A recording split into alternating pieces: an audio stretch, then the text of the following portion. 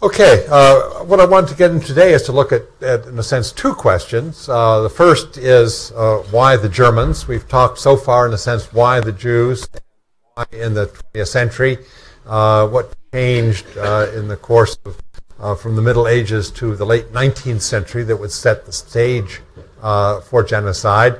I'd argue genocide had not happened at the end of the Middle Ages for several reasons. It will happen in the early 20th century. We tried to look at, in a sense, one part of that is how the old medieval anti-Semitic stereotype gets revitalized, gets reactivated. Today I want to look at the question, why the Germans? And we deliberately tried to look at all that as a European phenomenon without singling out Germany in order to understand, in fact, that this was a issue that has both German dimensions and European-wide dimensions. And the first part of the class today looking at the question of Germany. And then the second part of the day looking at another concept, and that is fascism. What does that word mean? How does it help us understand the dynamic behind National Socialism and its capacity to find collaborators everywhere in Europe? So let's look at the German issue first. There are at least 5 fairly respectable historical approaches that try to explain why Germany was different than its neighbors, certainly from World War II on, after Europe had fought 2 world wars in which Germany was deemed the aggressor. The question many historians asked, not just German historians, but those of the countries Germany had impacted, was what was wrong with the Germans? And that was generally, why couldn't they develop a healthy, peaceful, democratic government of their own? And why couldn't they stay at peace with their neighbors? German authoritarianism and German aggression seemed to call out for an explanation. What was particular about German political culture, about the German nation? We used to talk about, quote, national character, and that's not a term we use much any longer. It smacks a little bit too much of imputing a German racism in reverse. But we certainly all do talk about, in a sense, political culture, and we all, I think, share certain impressions. You travel in Europe, you can't help but, make judgments about being in England as being different from being in Germany and being different and being in France or Italy. I bought a T-shirt at a store in Vancouver, British Columbia, obviously a fairly cosmopolitan, multicultural city. And the T-shirt read as follows. Heaven is where, make sure I get this right, the French are the lovers, the Italians are the cooks, the Germans are the mechanics, the English are the police, and it's all organized by the Swiss. Hell is where the British are the cooks, the Swiss are the lovers, the Germans are the police, the French are the mechanics, it's all organized by the Italians. We laugh because we know there's a kernel of truth in that. But it is obviously not meant as a malicious negative stereotype because, of course, it attributes both good and bad qualities to each of these. But we all make judgments about national characteristics, political culture, and even make jokes and fun about it. And this is a natural way in which we kind of categorize how we go about things. But historians attempt to do that in a more serious way. And so what I'd like, first of all, to share sort of 5 different ways in which historians have tried to sort out the issue of why Germany seemed to be different than France, England, and the United States, and particularly in issues of lack of democracy and too much aggression. The first of these look back on Germany as a society that was excessively militaristic. And often this was traced back to German roots in the small state of Prussia. Germany didn't exist as a unified country until 1870. It was divided into a number of small states before that. The only one of those the 2 biggest ones were Prussia and Bavaria. And the only one of those that, in a sense, punched above its weight and acted as a great military power was Prussia. One looks back in Prussian history, one would almost say the state is organized to support the army. In many states, you create the army to protect the state. Some have argued in Prussia, you created the state to support and provide for the army.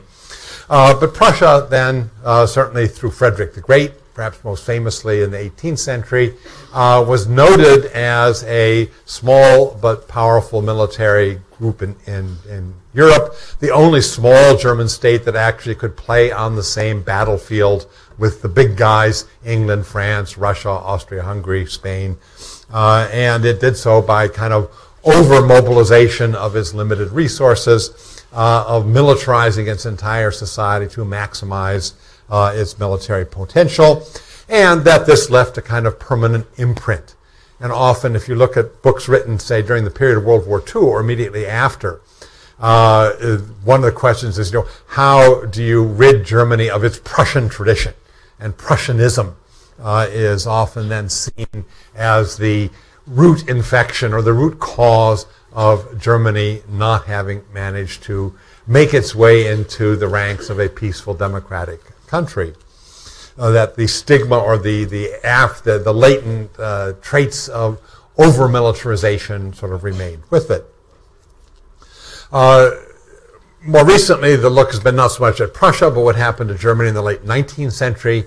And the Cornell historian Isabel Hall has written a marvelous book called Absolute Destruction, looking at the culture of the German military. In part, this is affected by the fact that Germany is geographically, quote, in the middle position. Every other country in Europe is kind of on the perimeter, has at least one border they don't have to protect.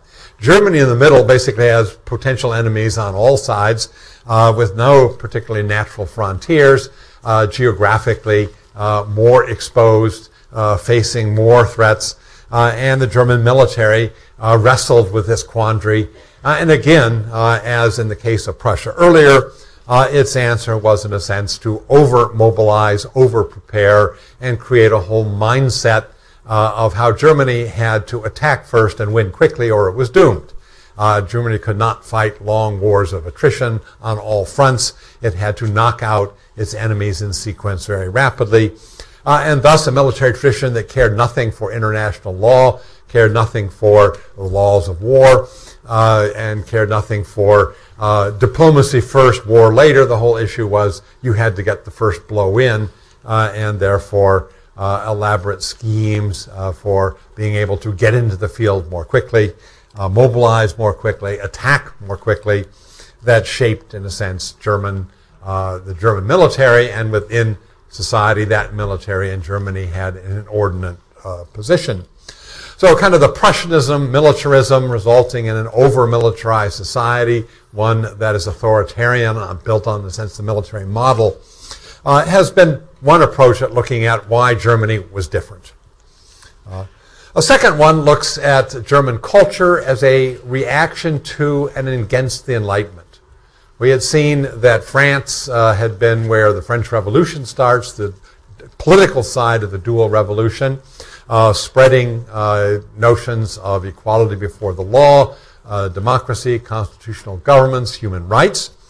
And that also, of course, this was where the modern nationalism tied with the French Revolution, its notions of popular sovereignty, helped Napoleon mobilize France and conquer most of Europe. In doing so, particularly in the small German states, what Napoleon did was set up a bunch of puppet satellites.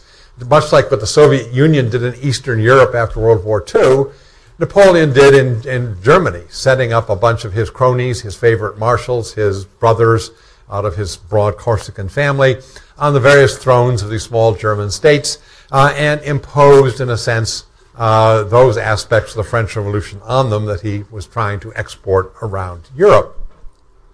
Well, the French presence to some came as, quote, liberation. We were being freed from the old aristocrats and the old ways of the past. But that wore out pretty quickly. Nothing quite makes one aware of one's own desire for independence than the presence of a foreign occupier. And of course, along with Napoleon, not only came importing the French Revolution, but importing the tax collector and the draft sergeant. A large number of the troops that go into Russia in 1812 are in fact German soldiers drafted into Napoleon's army. So the burden of occupation, the burden of being a satellite, very quickly turned many in Germany into desire for, quote, national liberation. And many of the German states desert Napoleon, join with Russia, England after 1812, and it is the Prussians at Waterloo that, with the British, defeat Napoleon and seal his fate. And in this, the Germans, in a sense, not only rejected German occupation, they rejected what they considered all the negative things France had imported.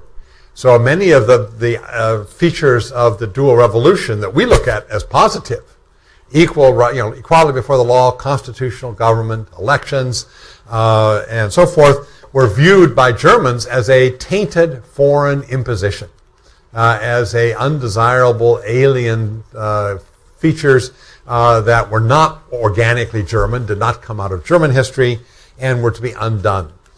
The result is Germany had a kind of schizophrenic attitude towards the dual revolution. On the one hand, they rejected what they thought were the tainted and often hypocritical ideals of the French concerning liberalism, democracy, but wanted to take those things from the French Revolution that increased national power. They wanted industrialization to make the armies better. They wanted patriotism and mass armies that would be motivated by nationalism, duty to the state. But they didn't want to reward those with duty to the state with the right to vote and the guarantee of human rights. And a historian who has looked at this as a kind of shaping of German political culture since was Jeffrey Herf, with the notion of reactionary modernism.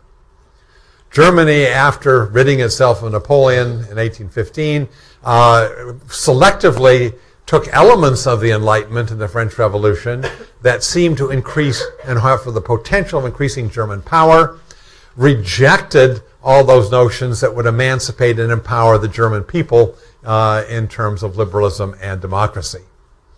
So power of mobilization, power of the state, fine, empowering the people with rights and votes, that was viewed as a negative French trait that had no business in Germany.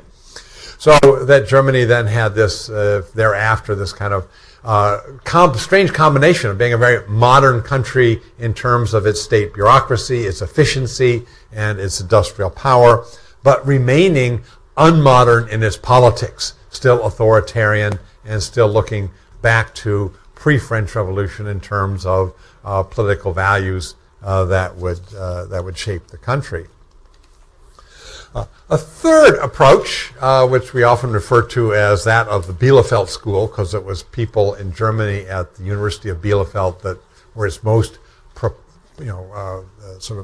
prominent advocates, was to look at Germany after 1848 in particular as the result of a failed revolution. That other countries, as in the 19th century, particularly France, England, and the United States, as they became more modern, more urban, more industrial, more commercial, more literate, they also became more middle class in their society.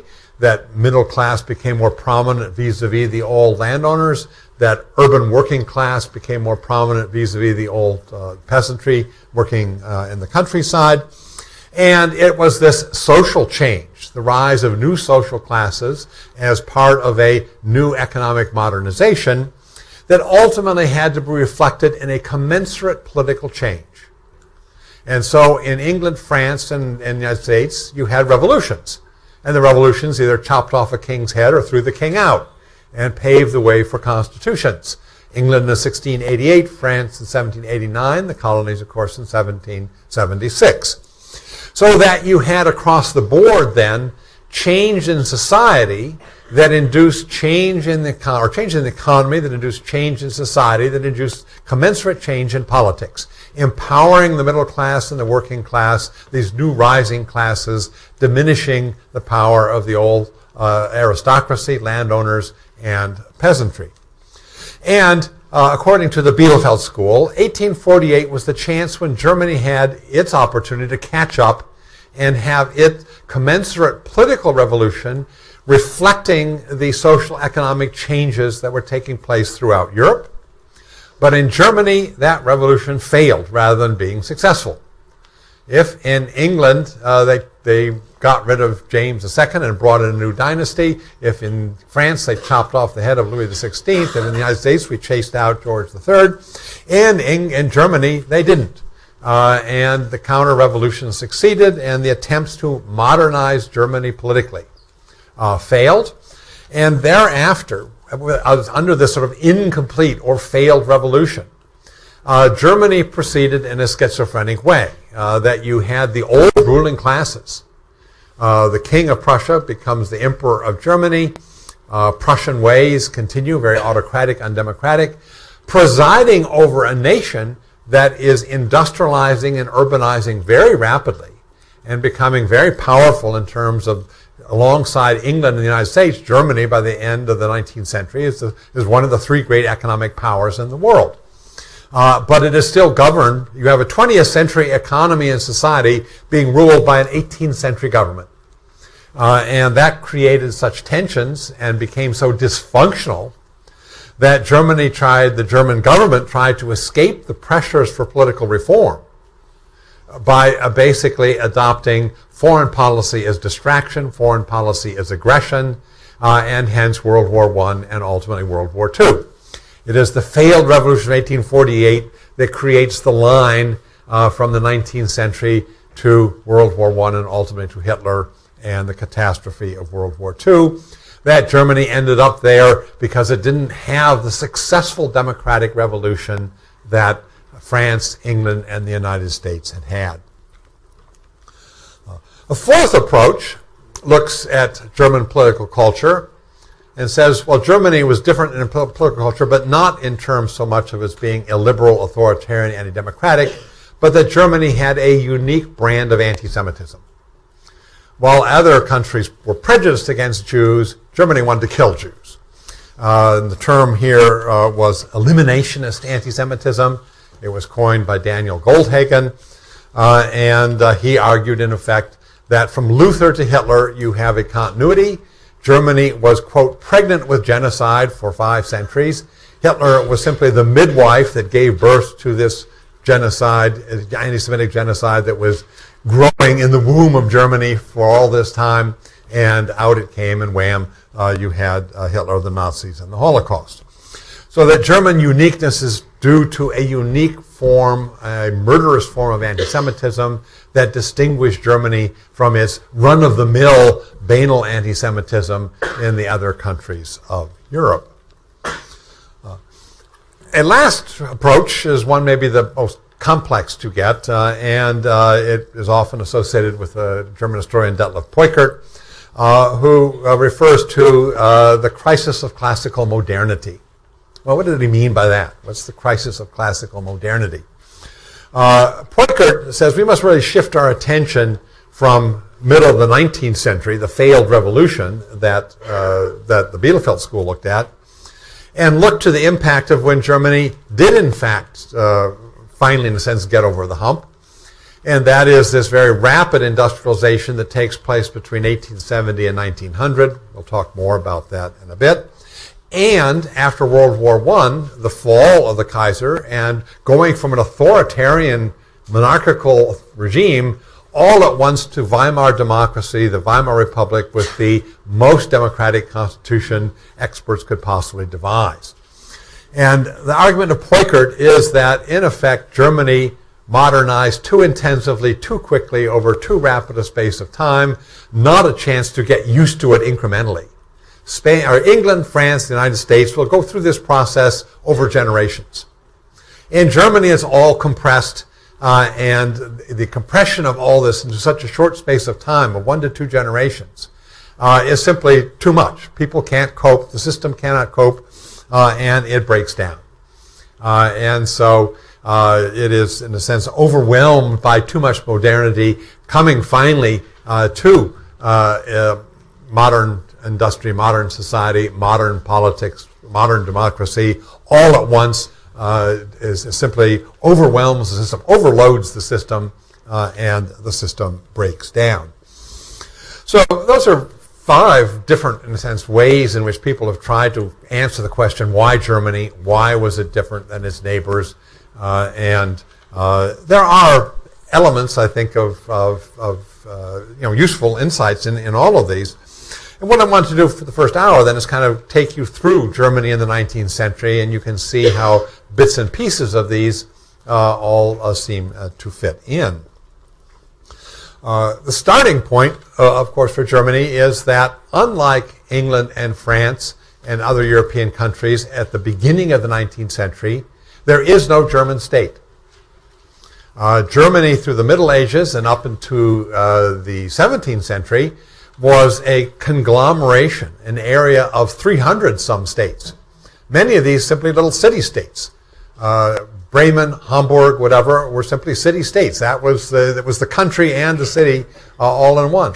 Some of these sovereign states were simply the kind of little Vatican states that were owned by a bishop. So you had Germany that was this vast, crazy quilt of different political units, no unity at all. By the 19th century, that is winnowed down to some 35 German states. But in the wake of the Napoleonic Wars, basically there are, as I say, some 35 German states. There is no German state to represent all Germans. And so then the issue becomes, what is it that makes a German? If there is no German state, like a French state, if you're part of the French state, if you're a citizen of France, you are, in the same notion, if you're a member of one of the 13 colonies of the United States, you're a part of that social contract of the Constitution that creates the government that rules over you, and it guarantees you certain rights, imposes on you certain obligations, but your membership in the nation is by virtue of citizenship in the state. It's a legal concept. So in France, you could be Protestant, Catholic, Jewish, or whatever, but if you're a citizen within the boundaries of that state, you're a Frenchman.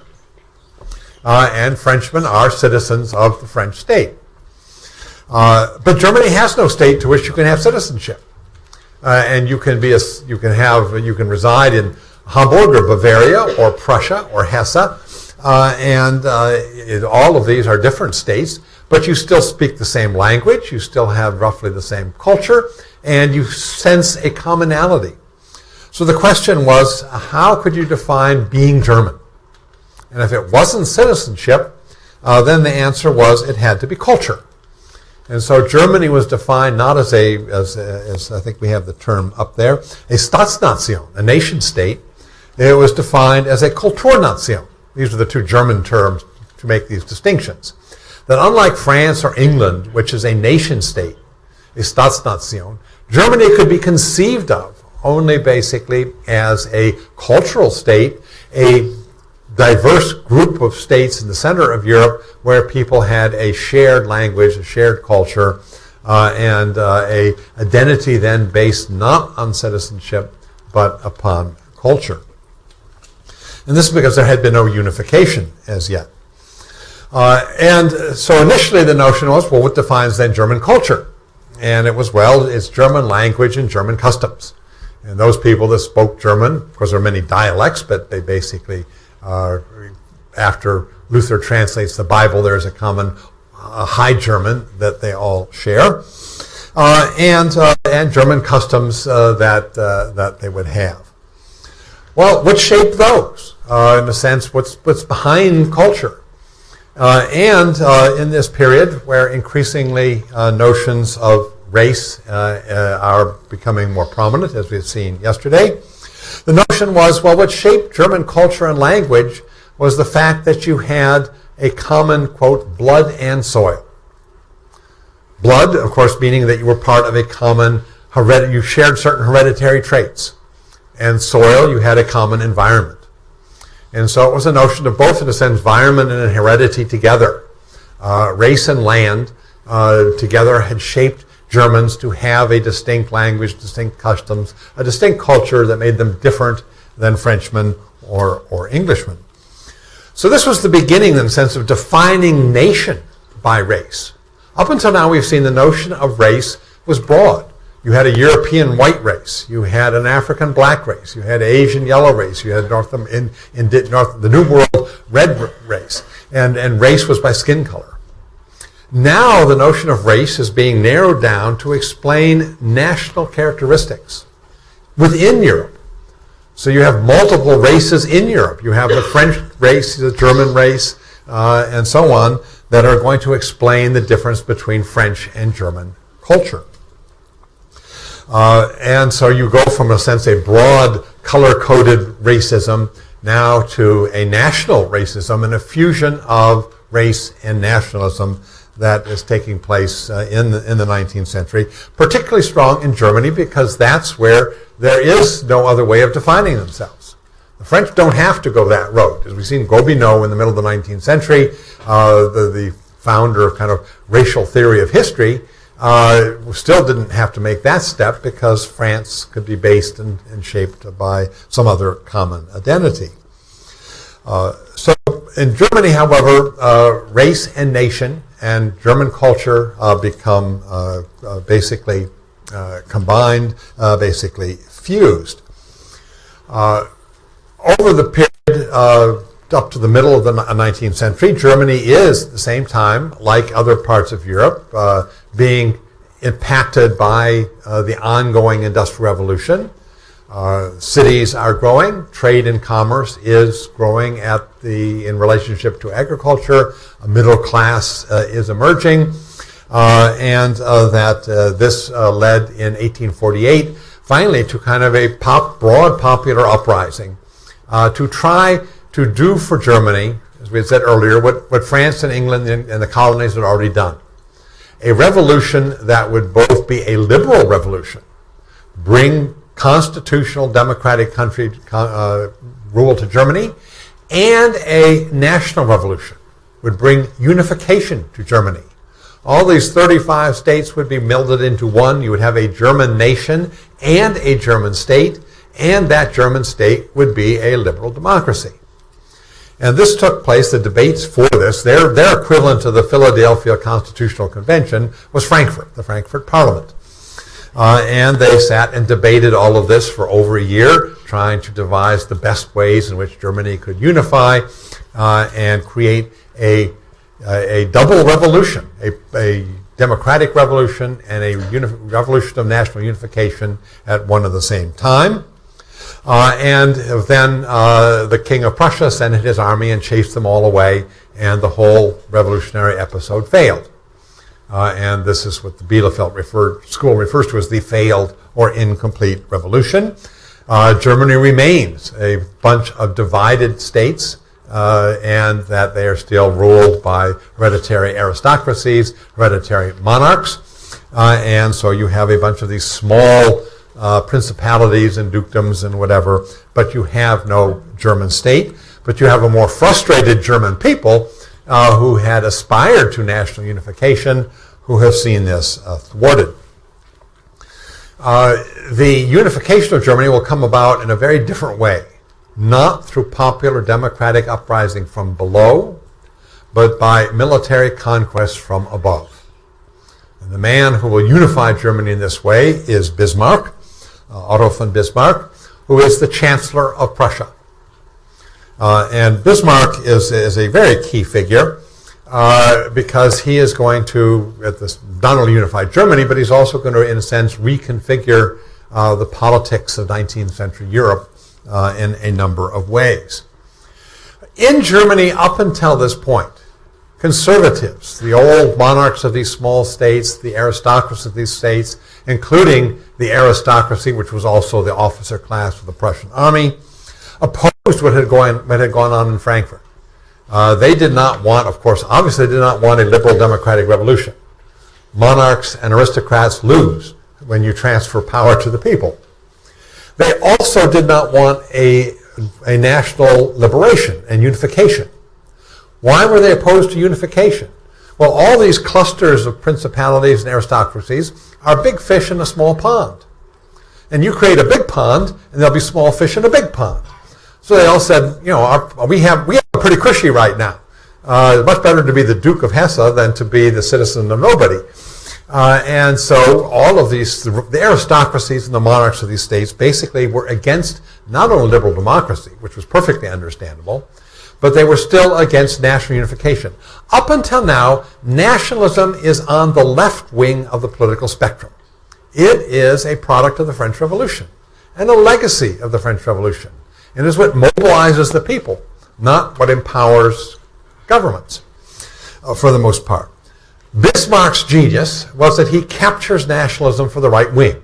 And thereafter, in a major kind of reconfiguration of European politics, nationalism increasingly becomes a right-wing platform, not a left-wing platform. And that he works out, first of all, in Germany. Bismarck calculates the following. Basically, if we try to hold the line against both democratization and national unification, we're ultimately going to lose.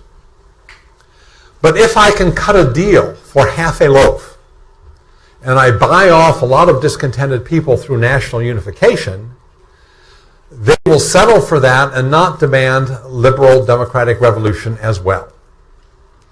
So if I make a deal with the German middle classes that I will give you unification if you support me, and we don't take the other half loaf, we don't take liberal democracy, then you will get something and I'll get something. And for Bismarck, he says, I can't live with liberal democracy, but I can live with national unification, because what I will do is unify Germany by using the Prussian army to conquer the other German states. And the Prussian aristocracy, instead of going from big fish in a small pond to small fish in a big pond, will go from being big fish in a small pond to big fish in a big pond. You got that? This is Bismarck's political genius in all of this, of figuring out how he could reconfigure things to come out on top and keep the old guard in power, and in greater power, harness nationalism to the cause of the Prussian monarchy and Prussian militarism. And that's what happens in the 1860s. Bismarck fights a series of wars, the last one against France, the Franco-Prussian War, and all of the small German states in these series of wars are basically brought under the domination of Prussia. And at the end of the Franco-Prussian War, German unification is created in Paris. The treaty, as ironically, is part of the settlement of the Franco-Prussian War. But the essence of that unification was that Germany is unified by Prussia, around Prussia. The Prussian army becomes the German army. The Prussian king becomes the German emperor. And Otto von Bismarck, the Chancellor of Prussia, becomes, voila, the Chancellor of Germany. And so you get Germany as a unified, powerful country, but again, not necessarily democratized. Now, Bismarck is clever enough that he gives the fig leaf of parliamentary pretense, as one historian wrote, the window dressing of democracy. Germany, in fact, will have a parliament, the Reichstag. It will have perhaps the broadest franchise, who's allowed to vote, of any country in Europe at that time. But that Reichstag and the people that vote for it aren't going to have a lot of power. So the Reichstag becomes a kind of theater of democracy, a sham of democracy, where real power resides in the Emperor of Germany and is exercised through his Chancellor, Otto von Bismarck. So that most of decisions about war and peace, what the military will do, are going to be made by the Emperor and the Chancellor. The choosing of the Chancellor is not done by a majority in the Reichstag. The Chancellor is chosen by the Emperor, and he creates whatever shifting majority he needs, whatever particular bill he wants to get passed. So if you want to talk about the swamp, you want to talk about politics by payola, Bismarck simply buys off what he needs for every particular bill he needs, whether it's this coalition or that coalition, because he doesn't he isn't dependent upon a majority in the Reichstag to be Chancellor. He's dependent upon the appointment and continuing goodwill of the Emperor. So this is a government, quote, without parliamentary responsibility. It does not rely upon a parliamentary majority. It cannot be voted out by a vote of no confidence. The emperor appoints and dismisses chancellors, and the Reichstag is window dressing.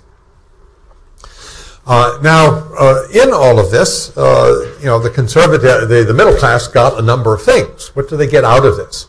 One, a unified Germany creates a common unified market. Now suddenly all Germany has a common currency, common commercial laws, common railway system, and this is going to trigger an economic explosion in Germany.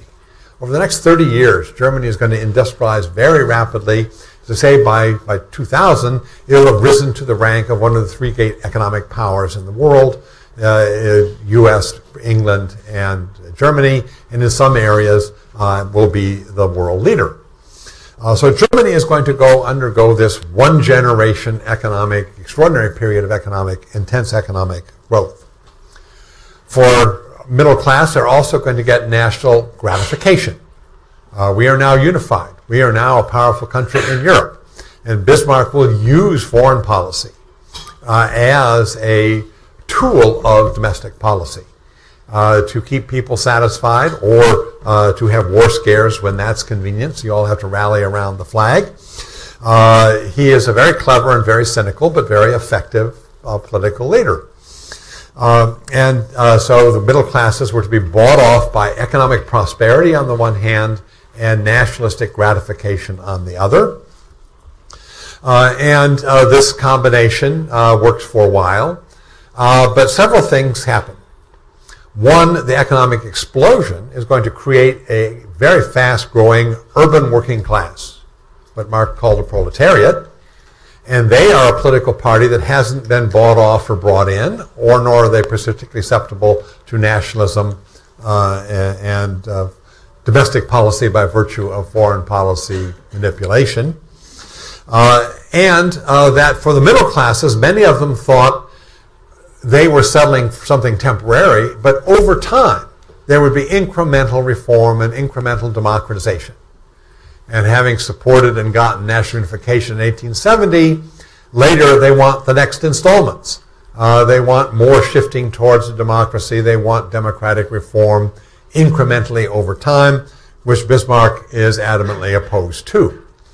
So that several forces of political pressure will grow up in Germany in terms of demand for greater democratization and the demands of a new working class represented by a new political party, the Social Democrats, who are a whole new factor wanting vast economic reform as well as political reform. Turns out Bismarck couldn't stop the clock.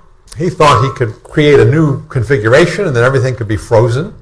And in fact, he can't freeze things. Change he unleashed was very rapid. And thus in Germany, pressures from the socialists on the one hand and from middle-class democratic reformers on the other are going to be a constant nightmare because they have to be manipulated and repressed and in various ways.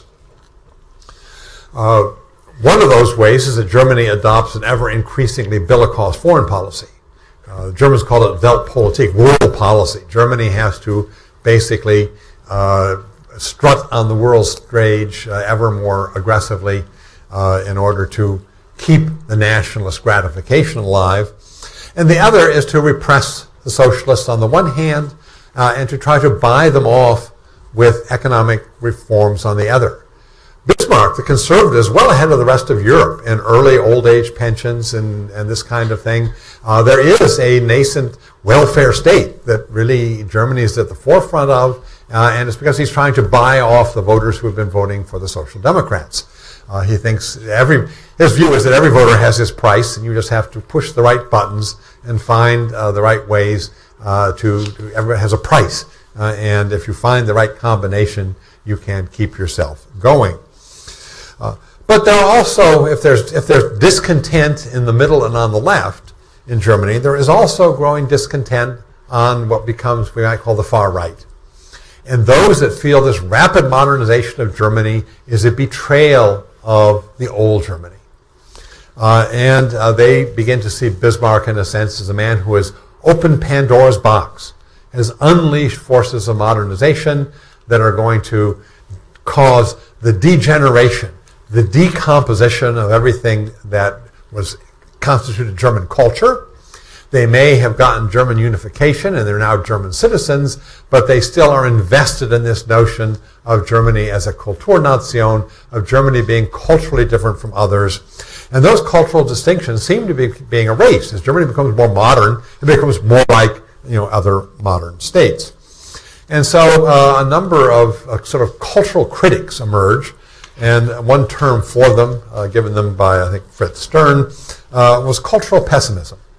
And there's this flood of kind of op-ed pages kinds of contributions of ultra-conservative intellectuals who are moaning and groaning about how everything is going to hell in a handbasket, and all of the old Germany we knew and loved is being dissolved before our eyes, and all of this has been unleashed by modernization. Now, once again, who is a symbol for modernization? Who is at the forefront of the new professions? Who is at the forefront of many of advocating liberalism and democracy and benefiting from emancipation and the right to participate? But of course, the Jews. And so this cultural pessimism and this feeling that Germany is decomposing before their eyes, that Germany is degenerating before their eyes, takes on very quickly a strong anti-Semitic tint. And there are several names here that is important to know who are, in a sense, the carriers and the articulators of this. And what we're seeing here now, we've already seen the fusion between nationalism and racism. And what we're going to see now is the triple fusion of nationalism, racism, and anti-Semitism, in which anti-Semitism is brought in now as a racial characteristic. And once Germans become defined by race, then you can define Jews not by religion, but by race as well. And the man who makes this leap is the man named Wilhelm Marr. And in fact, in 1873, he publishes a pamphlet, or maybe it was 1879, I forget, in which he coins the term anti-Semitism. And he does that deliberately. And he explains to his readers, I am not against the Jews because of their religion. I couldn't care anything about religion. And I'm not against Jews because of their customs. But I am against them because they are by blood, by race, not only different from Germans, but the antithesis of Germans. If Germans are rooted in German soil, Jews are the people from the desert, the Middle East, rootless nomads, not people embedded in the dark soils of Northern Europe. If Germans are profound, Jews are shallow. And if Germans are sort of committed to values of honesty and honor, Jews are basically dishonest and shifty, and so forth. And so basically he defines all that he doesn't like about modernization in terms of Jews, pits that against Germans, and said what we have here is a struggle of Judentum and Deutschtum, Germanness and Jewishness of the two races and everything that they stand for. And only one can triumph. The triumph of one will mean the destruction of the other.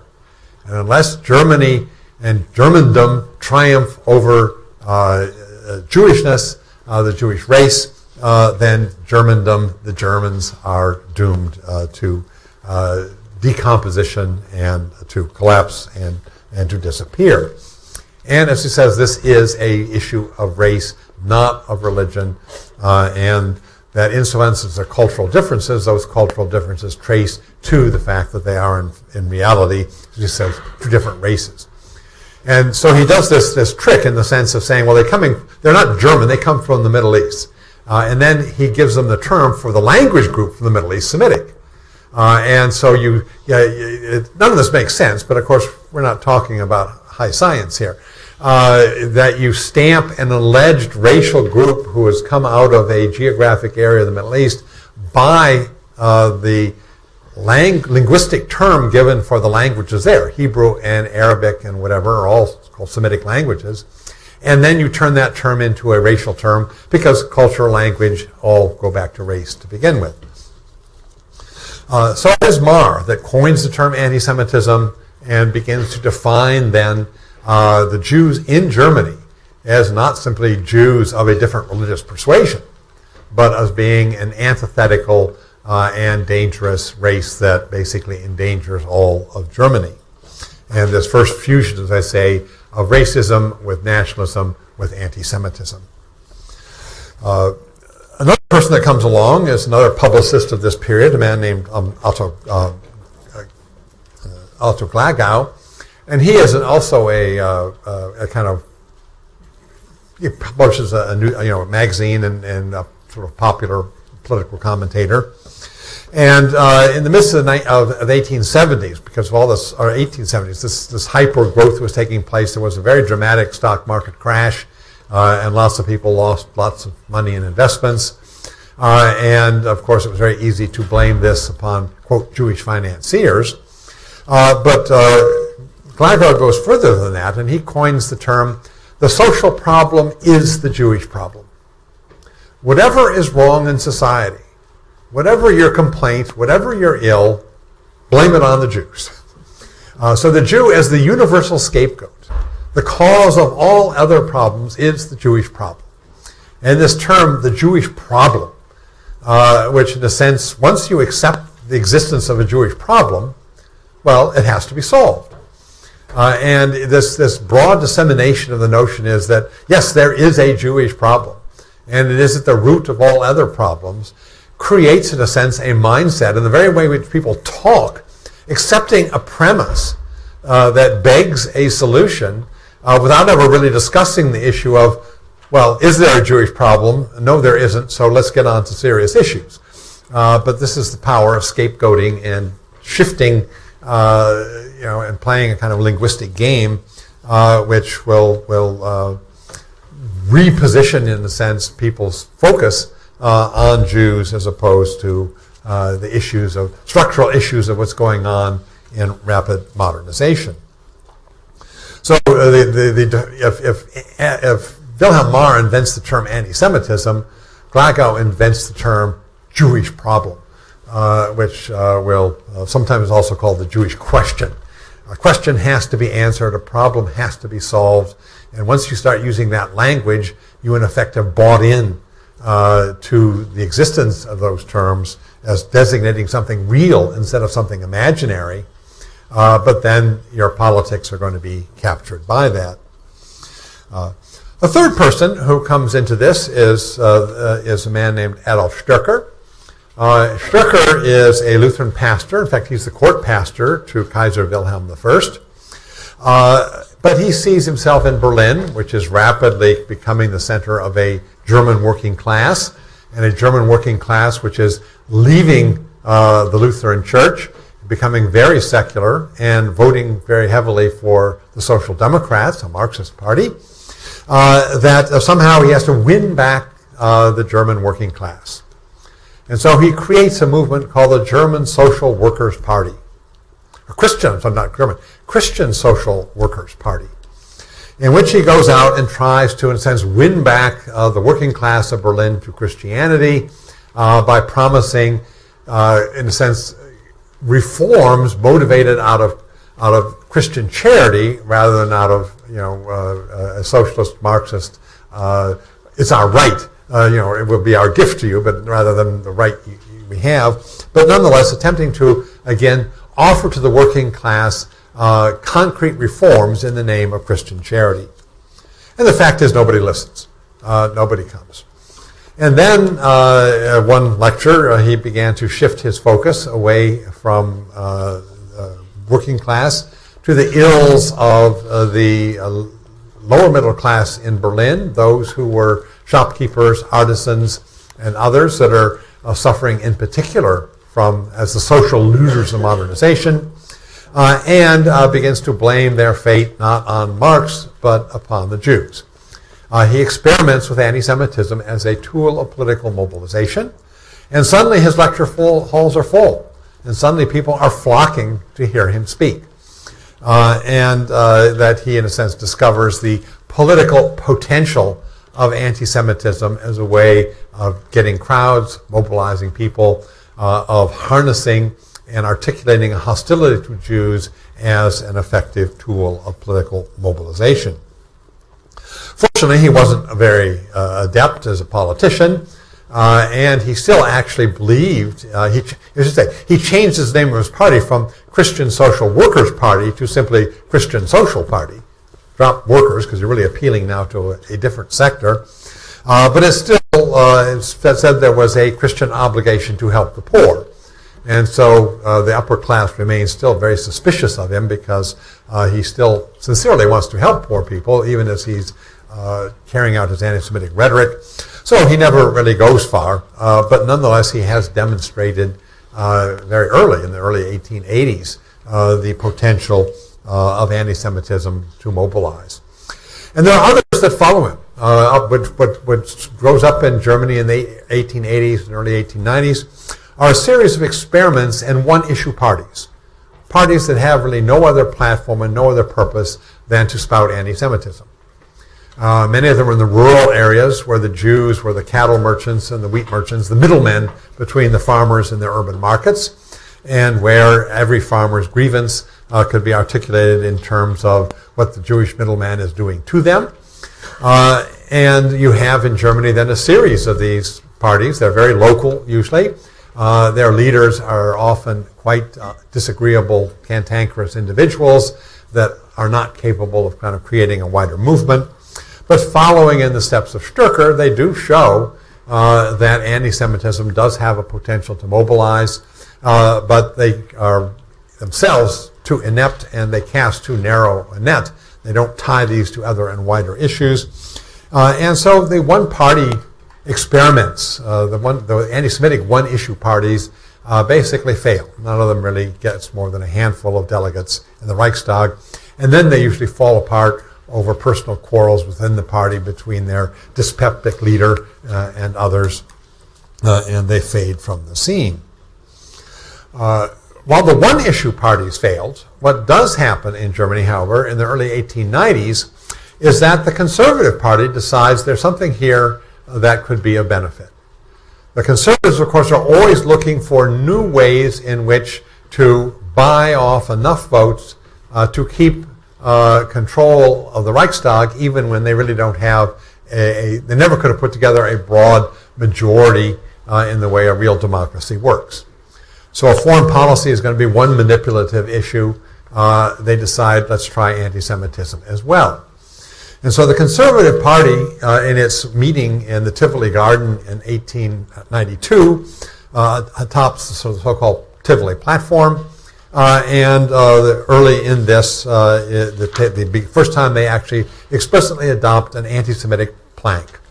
So the Tivoli platform reads, "We combat the widely obtruding and decomposing Jewish influence on our popular life. We demand a Christian authority for Christian people, Christian teachers for Christian pupils," so on and so forth. Now they're still, mixing religious and racial issues. Nobody's figuring these out in any. These aren't ideologues. These are politicians trying to find every buzzword they can to push. But the Conservative Party basically co-opts the issue of anti-Semitism that the the one-issue parties had experimented with and shown the potential for, and bring it into part of the conservative message. And I think what one can say is that since anti-Semitism went from being a narrow but deep current of one-issue parties to a broad but shallow current in the sense that the Conservative Party embraces it, but without anything like the priority or fervor that the one-issue parties did. The Israeli historian Shulamit Volkov had a term for this. She said anti-Semitism as a cultural code. Anti-Semitism became, with the conservatives, not so much a passionate priority issue, but a buzzword that symbolized all sorts of other concerns. And that they basically was part of the conservative package deal. If you were anti-Semitic, You were also militaristic. You were also anti-democratic, anti-socialist, authoritarian, aggressive in terms of Weltpolitik and foreign policy. And if you were for international peace and diplomacy, if you were for democratic reform, if you wanted social reform at home, then you were on the other end of the political spectrum.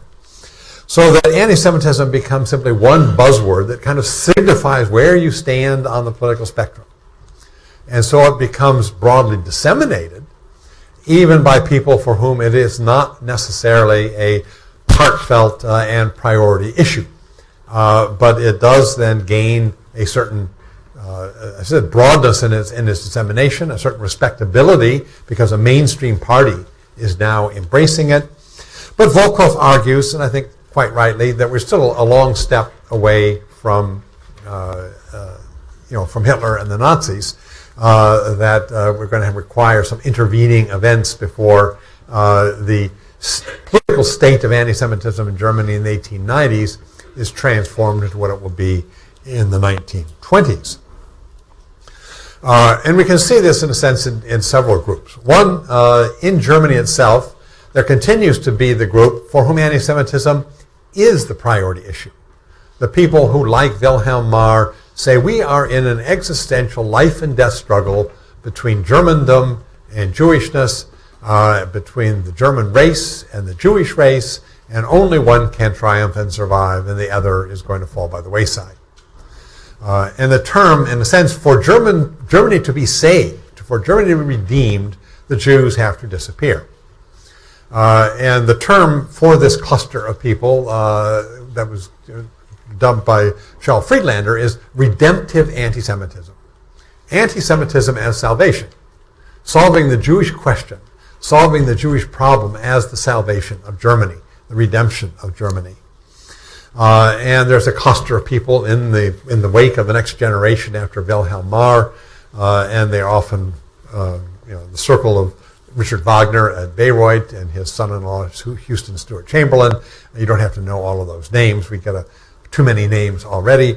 But there is this cluster of people for whom anti-Semitism is the single burning existential issue of the time, even if for most Germans it is much more a fairly vapid buzzword that signifies a much broader kind of general political approach to politics. Let's shift very quickly to Austria at this turn of the century, because of course Hitler is living in Vienna in Austria at this time. And there are two things that are happening that he will in fact mention in Mein Kampf as part of his political education. One is the man Karl Luther, who becomes the mayor of Vienna in the 1890s until his death in 1910. He is the political boss of Vienna. And he too, like Stürker earlier, creates a Christian social party. Of course, Vienna is Catholic. As someone said, Luther was neither a good Catholic nor a good anti-Semite, but he played on both with great skill. And so he is the one who does what no German politician has done, and that is create a successful political machine aimed at mobilizing Germans in Vienna and targeting this against Jews and making this into an effective political movement that is going to, in fact, make him the popularly elected mayor of Vienna for 13 years. Often, in fact, he would rail against Jews on the street corner in the day and then go have dinner at one of his wealthy Jewish friends at night, and someone would ask him about the inconsistency of this, and he simply said, I decide who's a Jew. I mean, this was an utterly cynical anti-Semitism, but he was very effective at how he was using it. And Hitler both, didn't like his insincerity, but admired his political skill. And Lueger was, in a sense, one of the models he looks at of how you mobilize people, even if he realized that he was anti-Semitically really a fraud, but one who used that fraudulently very effectively. The competing ultra-right-wing movement, or really the competing movement that was on the ultra-right, was pan-Germanism, and it was even more virulently racist in Vienna at this time. In terms of Hitler, he's much more sympathetic to its political message, but its leader was politically incompetent and generally, of course, was spewing not only against Jews, but against the Habsburg monarchy, against Slavs, against everybody except Germans, and he was going to alienate people on all sides and be politically very ineffective, even if, in Hitler's view, his heart was in the right place. So Hitler, in a sense, takes the dual lesson that you need to have a pure, sincere anti-Semitism, but you need to be politically smart and pragmatic at one and the same time.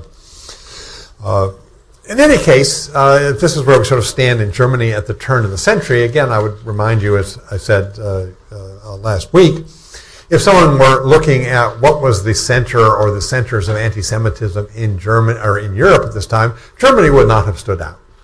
France would have stood out. Russia would have stood out. If you were a Jew in the Ukraine trying to escape the pogroms, or a Jew in Poland trying to escape grinding poverty, where did you want to go? You either wanted to emigrate to Germany, where Jews had greater social mobility, greater economic success, greater social acceptance than anywhere else in Europe, or get on a boat and come to the United States. The two golden lands of Jewish emigration are Germany and the U.S. And that for Jews outside of Germany, looking in, Germany is where Jews have it better than anyone else. They are more into the upper classes, more into participating in German life, particularly in the economy and in the professions. Germany is the El Dorado for many Jews in Europe, not the land fated to be the land of Jewish genocide. And the United States, of course, was perhaps the other. If one looks back in Germany between 1870 and 1900, this is, as I say, not a democratic society, and it, in fact, did not practice equality before the law. In the 1870s, the Reichstag passes all sorts of anti-Catholic discriminatory measures. Bismarck is trying to win Protestant Germans by persecuting the Catholic minority. Those are dropped at the end of the 1870s, but Bismarck, who always needs somebody to be picking on, then in the 1880s has the anti-socialist laws, and he's discriminating against the socialists. So this was a country where there was no problem in finding people in the Reichstag that would approve discriminatory legislation. This is not a society that believes in equality before the law. But at no time does someone decide to put before the Reichstag, and at no point does it even come close to voting discriminatory legislation against Jews. This simply was not the burning issue for the majority of Germans. This is a discriminatory society. As I said, they'll persecute Catholics, they'll persecute socialists, but it is still a redemptive anti-Semitic fringe that for whom this is the passionate issue, the existential issue. For most Germans, it is part of a wider conservative platform, as I say, a cultural code. It is not the life and death issue. And of course, how is it that the redemptive anti-Semites become the German mainstream by the 1920s is what we will be wanting to look at next week. Okay, let's turn to the term fascism, because we will be referring to that during the course. It's a term that's difficult to nail down for a number of reasons. One reason is that it has been used simply as a word to stigmatize. When I was growing up in the middle of the 1960s, anti-Vietnam War demonstrations, and the police would come to break them up. People would talk about the police as, quote, fascist pig. You simply threw that epithet out as a way of stigmatizing your enemy. Now, of course, there's many op-eds. Is Trump a fascist? Is Trumpism fascism? It continues to be a term that is thrown around in fairly careless ways for simply as a kind of political stigmatization. Another reason why the term is so hard to pin down is one is always comparing apples and oranges. There are two fascist movements that came to power on their own, Italy and Germany. There are a number of fascist movements that came to power as collaborators of, as puppet governments of the Germans once they won and conquered those countries. There are movements that gained political significance but never came to power, and there are fringe movements that never became significant. So where do you look? Which of those stages of fascism is real fascism? The fringe movements seem to be, quote, very pure ideologically, but very impractical. The growing movements that don't get majorities, how significant are those? The puppet governments, what do they represent? Or is fascism strictly Hitler and Mussolini, even though they were self-proclaimed fascists all over Europe? So the problem of comparing apples and oranges is another reason why historians have great difficulty with the term. And it's also a politically loaded term, not only in its loose language, as I've just indicated, but even among historians in the first generation after World War II. In the midst of the Cold War, there were various ways that people tried to define fascism that were more relevant, one might say, to the Cold War than they were to understanding the phenomenon itself. In fact, even going back to the 1930s, among Marxists, fascism was defined as the last gasp of monopoly capitalism. Fascism is what the capitalists do when they can no longer manipulate elections, they no longer can have the veil of democracy covering their dictatorship, and they have to call in the fascist thugs to break up the socialist or the revolutionary working class, keep it repressed, because they can't do that and still play at a sham democratic game. So fascism then is the sign in the 1930s for Marxists. The revolution was almost here. The capitalists are so desperate that they now have to bring in the fascists. So fascism were basically the tools of a monopoly capitalism in its death throes. And they viewed Hitler then as a tool of German capitalism and so on. That wasn't very useful in terms of how you combated Hitler because it vastly underestimated him. But even after World War II, the notion that fascism was a product of a capitalist system in crisis, that is the product of failed or crisis-ridden capitalism, was the standard Marxist approach. On the other side of the Cold War coin, basically, particularly in the United States, but also in Europe, fascism was seen as one side of the coin of totalitarianism. What really separated the world were the forces of freedom and democracy on the one hand, and totalitarian dictatorships on the other. And totalitarian dictatorships came in two stripes: Stalin and communism, Hitler and Nazism, fascism. And that communism and fascism had much more in common than they had apart, even though they had fought each other in a terrible war in World War II. And political scientists would draw up kind of lists of, Stalin and Hitler had concentration camps. Stalin and Hitler controlled the press. Stalin and Hitler had one-party states. Stalin and Hitler had police, highly developed police, and so forth. And they would be, look at all these things they have in common. They're really simply two variants on the same totalitarian phenomenon. And the real issue in the world is freedom, democracy, us in the West, versus totalitarianism. Once it was Hitler as the main threat, now it's Stalin and Russia and his communist successors on the other. So that fascism got subsumed, we might say, into the Cold War in terms of basically what both Marxists and Democrats were saying was fascism belongs to the other side. It's not us, it's your baby, not ours. And that didn't lend itself to a more dispassionate examination of the phenomenon itself. There were also the first generation of German apologists who had their own political agenda, and that likewise was to say fascism is not part of us. Fascism doesn't come out of Germany naturally. Hitler was a kind of accident that befell from the sky, and the explanation was that Hitler was the gutter come to power. Germany at Versailles was forced to democratize too quickly.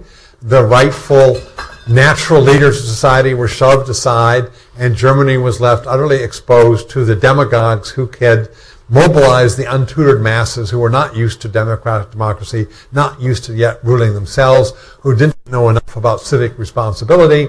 And so it was the unfair Versailles Treaty and the un-German Weimar Republic that opened the door to Hitler and all the catastrophe that followed. Hitler is a result, in a sense, of foreign interference in Germany, not a result of Germany itself. These were various kind of politicized explanations that were out there in the 50s that, as I say, were reflected more on who was making the argument than on what the subject was that we were studying. And it really isn't until a bit later, another generation, I would say, that fascism begins to get studied in a less politicized manner. And the first approach was basically the social history approach.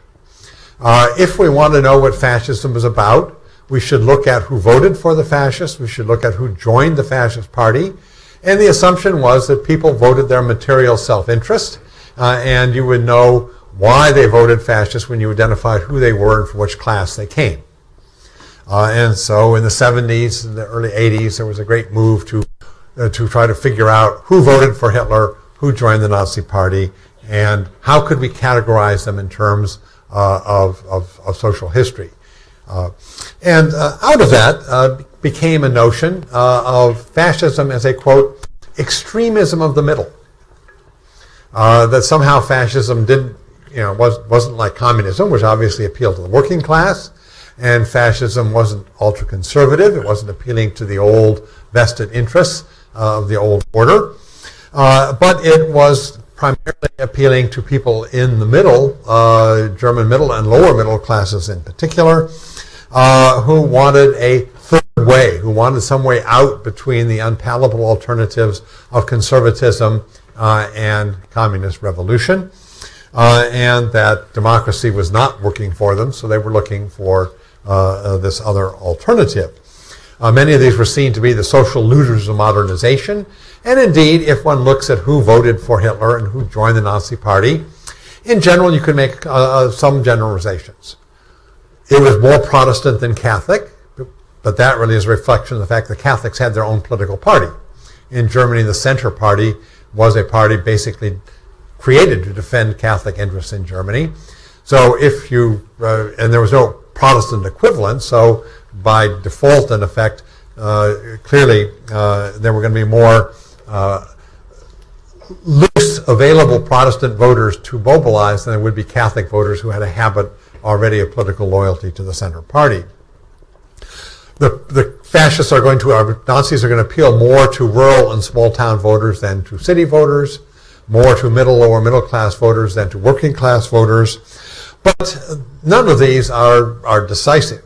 And what really distinguished Hitler and the Nazis from other political parties in Germany was the fact that Hitler, in fact, was able to find significant support in virtually every class. That he comes closer to being a party above classes, or party with trans-class appeal, than to be identified as representing a particular social slice of the political spectrum and the economic interests of that particular social slice. So people began to kind of sense, well, maybe sociology and class background and origin are not the key to unlock fascism. It gives us some hints and tells us that there are certain disproportions, but they're not big enough. And in fact, the more significant thing is Hitler's ability to draw from everywhere that really distinguished him from the other political parties in Germany, which were predominantly class interest parties that did represent a fairly narrow political spectrum and never could gain majorities because they never could transcend their narrow class appeal. Catholic Party appealed to Catholics. The DVP appealed to the big industrialists. Another party appealed to the agrarians. Another party appealed to the professional middle class. And we'll talk a bit about these parties later when we talk about Nazis getting into power. But what distinguished the Nazis is they, in fact, could get a foothold in virtually every social class in Germany. And what took place also more widely in history was often referred to as the cultural turn, away from looking at, in a sense, social composition as a way of explaining why people did what they did in history, to issues of culture and values. What were the multiple appeals of the Nazis that managed to find adherents, that managed to get residents, that managed to attract people all across the social spectrum in Germany and distinguish it from the other political parties. One of these was exactly that. Hitler never called his movement a political party. Movement, in German a Bewegung.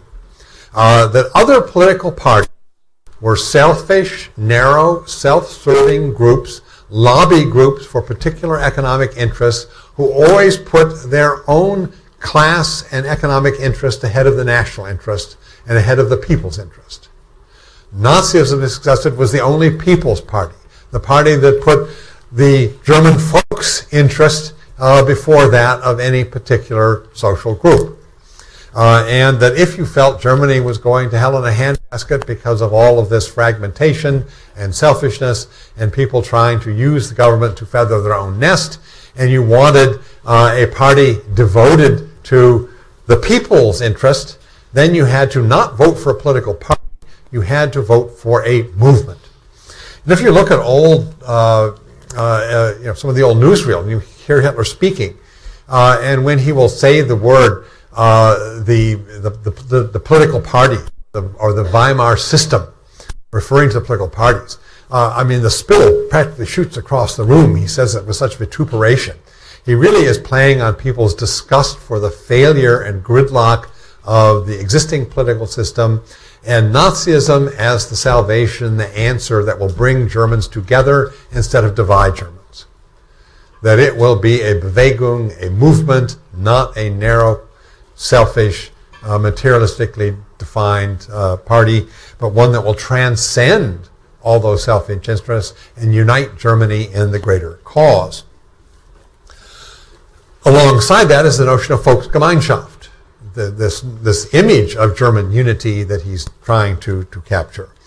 Now, we talked about the folk being this loaded term for the German people. And Volksgemeinschaft, that is sometimes translated as the people's community. And the real issue is that when the Nazis get their hand on it, they managed to transform that into the racial community. Folk becomes basically a racial term.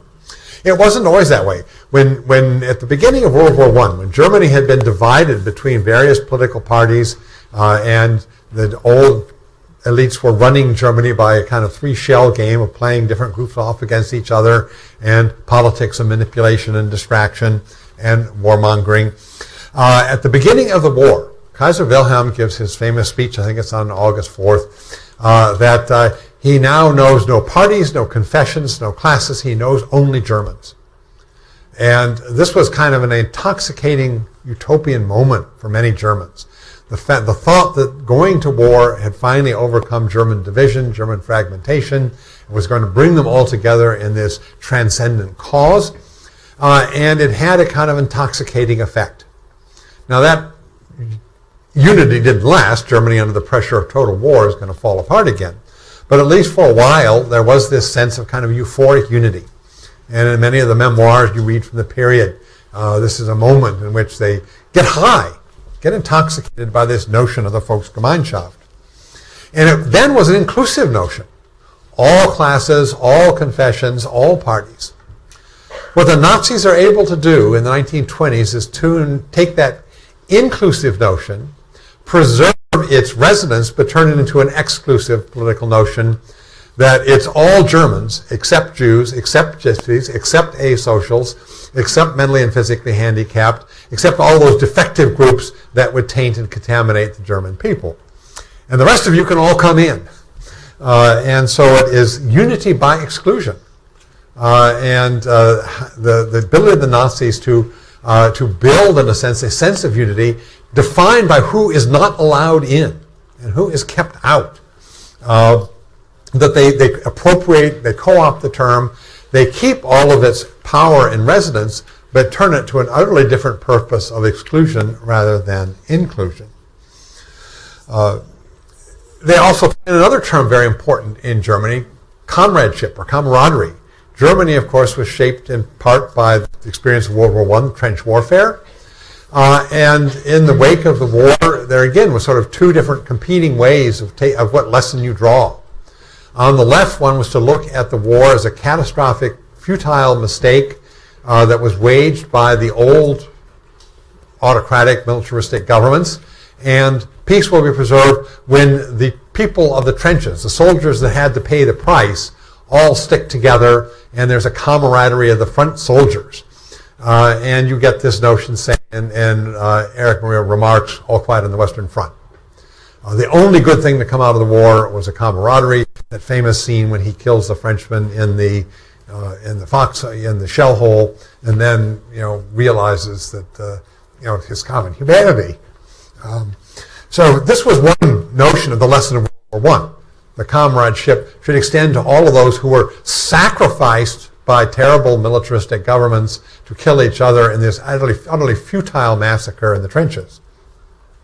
The Nazis take the other approach. Comradeship exists only between your German fellow soldiers, between you and the German nation. All the other enemies out there who won the war and imposed an unfair treaty, this has to be undone, reversed. And the answer for Germany, again, is the unity of the trenches, the comradeship of the trenches, and that, in a sense, the model of Germany fighting World War I will be the way in which you cure the ills of society in the post-war period. So they managed to co-opt two very important concepts that had resonance in German politics, Volksgemeinschaft and comradeship, and basically Nazify them and do so quite effectively. In the total gridlock that the Weimar Republic faced, because it's a multi-party system and no one party ever wins a majority, every government is a precarious coalition put together by various political parties. Ironically, if you want to know a model of Weimar democracy, the constitution most similar to it is the Israeli constitution, and we all know what kind of political deals have to go on to put together a government in Israel. Why of all the models they took, I have no idea, but in any case, the fact is that the Weimar governments were very precarious, very unstable, because any party that bolted basically could bring the government down. And so you have political gridlock. And Hitler campaigns against that. The party system, the Weimar system, is the enemy, and the way you overcome that is through leadership, through a leader who will incorporate all of the people's best interests. And this leadership principle, the German term for it was Führerprinzip, the principle of the leader, the leadership principle, and that the leader will solve these problems. He will cut through all of these difficulties. Parties negotiating with each other are just totally crippled and totally ineffective. You're never going to get there anywhere. What you need is a decisive leader who will make the decisive decisions, who is, in a sense, destined to become the leader, represents all the German people, while the parties represent only different economic interests. And he, as leader, vested with full power, will cut the Gordian knot and solve all of Germany's problems. Economically, you have, of course, the Great Depression going on. So some sort of answer there was needed. Now, they weren't going to give the Marxist answer of socialism, nationalization of property. And what you needed then was not international socialism, not Marxist Jewish socialism. You needed German national socialism, a government role in the economy for the nation, not for the communists or for any other political party. The Italian term for this under Mussolini was corporatism. So sometimes you see national socialism or corporatism. Both of these were trying to capture the notion that the government should be involved in the economy, but it had to not nationalize everything, but it had to steer the market and find a way to reconcile the conflicting interests of management and labor, of capital and working class. Mussolini did it by trying to create so-called corporations, which were groups of people, for transportation, for other parts of the economy, in which allegedly management and workers would sit together and resolve and transcend class differences. Hitler never created those kinds of things, but he did claim there was a single German labor front, replacing all the labor unions, and then there would be, of course, a government mobilizer of the economy for war, which comes under Hermann Goering. And these will work out and transcend different differences. So the economy will be run for the national interest. It will not be run for the profit of capitalists. It will not be run in the name of a revolution of the working class taking over and distributing property from others. Private property will be respected, but private property will be guided to conduct the economy in the national interest. So you have National Socialism as opposed to international Jewish Marxist socialism. And the two are considered as absolute opposites, as one is the remedy for the other. And you hear some very right-wing commentators today trying to say Nazism was clearly a left-wing phenomenon. Look, they have socialism in their name. And whether it's D'Souza or one of these others that's out there, historically that's total nonsense. The Nazis were absolutely consciously calling themselves National Socialists in total opposition to left-wing Marxist Jewish socialism, and that they were trying to preempt the word for an absolutely different cause of harnessing socialism to the Nazis, and any notion that the fact that word appears in the term National Socialism does not mean what at least some very right-wing commentators are ahistorically and falsely claiming today. That will be as close to a political commentary as I'm likely to make in class, but they have made a claim that I think historically just has to be corrected. So these, in a sense, are the kinds of values, kind of themes that the Nazis were pressing. And then they had a long list of things they were against. If those are the positives, trying to appeal to the best in people, unification, comradeship, economy in the national interest, they were then all the antis. They're anti-democratic, anti-parliamentary, anti-Bolshevik, anti-capitalist, anti-internationalist, and that they would reel those off as well, but those would be combined with the flip side of, in a sense, what they claimed to be before. So it's easy to sort of list what the fascists were against. It's a little harder to articulate what the positive appeals were. And we do have to understand they were appealing not just to the worst in people, but to the best in people, trying to harness idealists. Some of it was, of course, an alibi after the war. But the number of people after the war that said they were initially attracted to Nazism because they were idealists. And what that meant was they were trying to overcome their previous political habit of voting for a political party that was in their own economic self-interest, was the lobby group for their particular slice of society, and investing themselves in what they thought was this unifying movement, transcending conflicting interests, and they came to Nazism out of idealism. Well, of course, that requires you to ignore all the antis, and above all, of course, the anti-Semitism, alongside all the anti-democracy, anti-parliament, anti-capitalism, anti-Marxism, and whatever, is the anti-Semitism. And race was, of course, a major aspect of National Socialism. Less so in some of the other fascist parties in Europe. Italian fascism, we'll see, is not particularly racist, that most Jews in Italy were middle class, and the middle class was more voting for fascists than others. Jews were a fair component of Italian fascism until Mussolini is going to cuddle up to Hitler in the late 30s, and then as a part of that become more anti-Semitic. So anti-Semitism wasn't the defining issue of all fascist parties. It certainly was a major facet of Hitler and National Socialism in Germany. And when we basically get to Hitler himself, his ideology, I'll try to explain as best we can why that is such a deep obsession, why he becomes and what it means to be a redemptive anti-Semitite in the Nazi Party. In any case, then, fascism, it does have a number of paradoxes. One of the reasons we have trouble trying to categorize it is that it is paradoxically both a movement on the right wing of the political spectrum, against democracy, against socialism, but it claims to be revolutionary in its own right.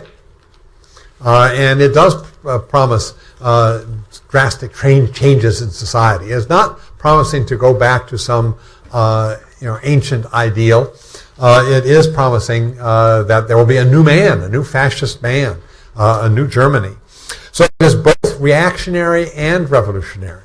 It is both conservative and radical. And so we often refer to it as the radical right as opposed to the traditional conservative right, or it's the new right as opposed to the old right, because Hitler, on the one hand, is close to the conservatives on many issues, overlapping goals, but also opposed to them on others.